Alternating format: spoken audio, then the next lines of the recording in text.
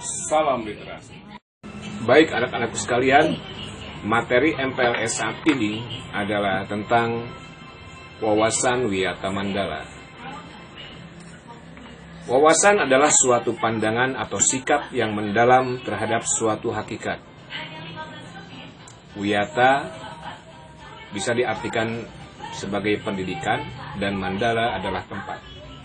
Jadi wawasan Wiyata Mandala adalah sikap menghargai dan bertanggung jawab terhadap lingkungan sekolah sebagai tempat menuntut ilmu pengetahuan.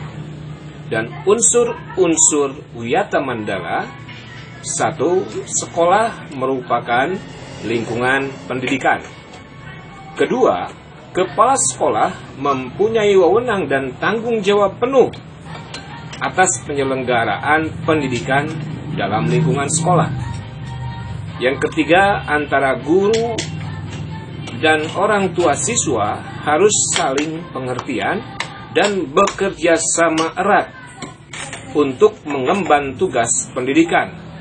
Makanya dibentuk komite sekolah atau kumpulan para orang tua. Yang 4, warga sekolah di dalam maupun di luar sekolah harus menjunjung tinggi martabat dan citra guru. Yang 5, sekolah harus bertumpu pada masyarakat sekitarnya dan mendukung antar warga. Kemudian, apa sih fungsi dari sekolah itu? Fungsi dari sekolah itu adalah suatu tempat penyelenggaraan PBM atau kegiatan belajar mengajar. Apa saja di dalamnya? Di dalamnya menanamkan dan mengembangkan berbagai nilai. Kemudian ilmu pengetahuan, teknologi, dan keterampilan. Sekolah merupakan lembaga pendidikan formal, tempat berlangsungnya PBM. Apa saja yang dikembangkan di sekolah itu? Yang pertama, ilmu pengetahuan dan teknologi. Kemudian yang kedua, pandangan hidup atau kepribadian. Yang ketiga, hubungan antar manusia dengan lingkungan dan manusia dengan Tuhannya. Kemudian keempat, kemampuan berkarya.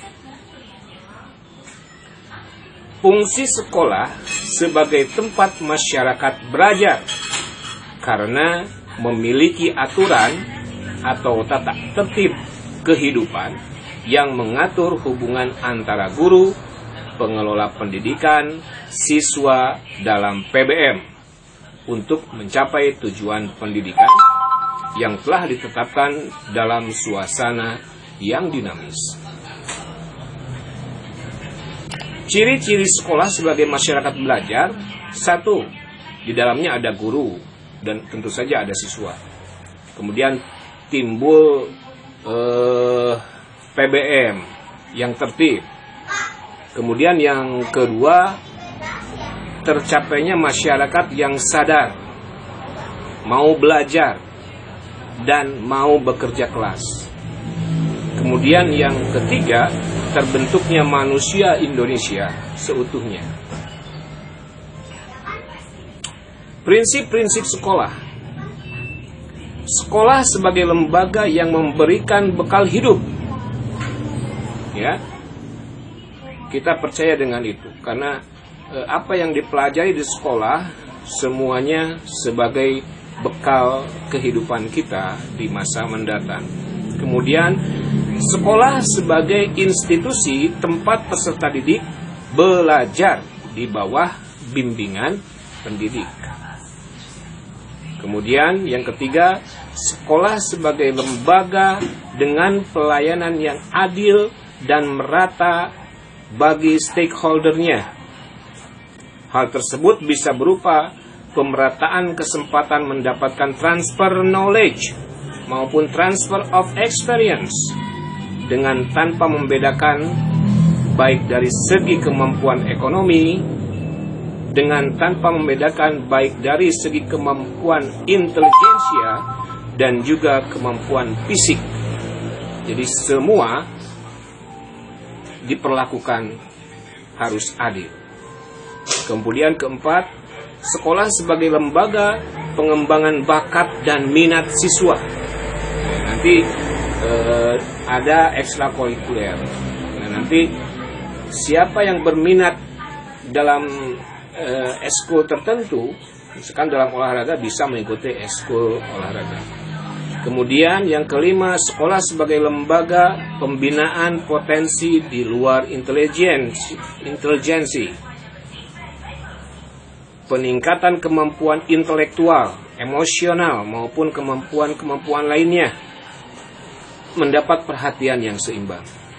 Yang keenam, sekolah harus memberikan perhatian serius untuk mengembangkan kemampuan emosional dan sosial, kemampuan berkomunikasi, berinteraksi, kemampuan bekerja sama dalam kelompok, dan lain-lain.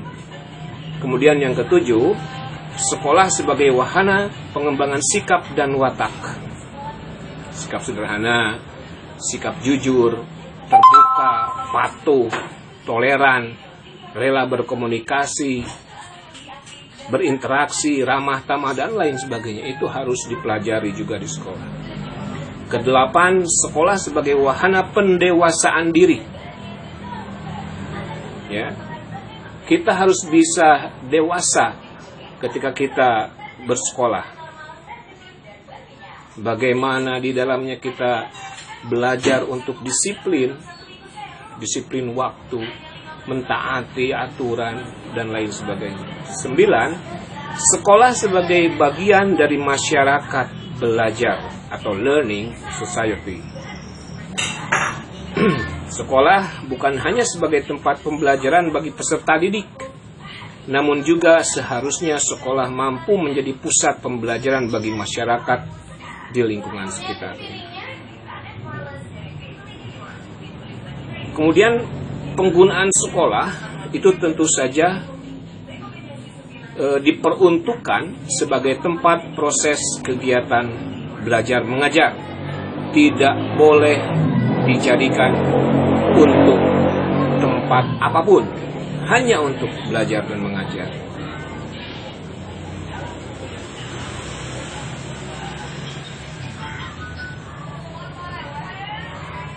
Tugas, wewenang, dan tanggung jawab kepala sekolah. Yang pertama, melaksanakan program-program yang telah disusun bersama komite sekolah. Kedua, menyelenggarakan musyawarah sekolah yang melibatkan pendidik, OSIS, komite sekolah, tokoh masyarakat, serta pihak keamanan setempat. Ketiga, menertibkan lingkungan sekolah baik yang berbentuk perangkat keras, sarana dan prasarana, dan perangkat lunak atau peraturan-peraturan tata tertib, tata upacara, dan lain-lain sebagainya.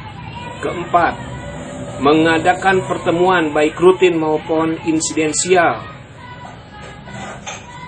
Ya, itu di intern sekolah antara kepala sekolah, pendidik, orang tua, siswa, dan warga sekolah yang lainnya. Kemudian yang kelima, menyelenggarakan kegiatan yang dapat menunjang ketahanan sekolah seperti PKS, Pramuka, PMR, Paskibraka, kesenian, dan sebagainya.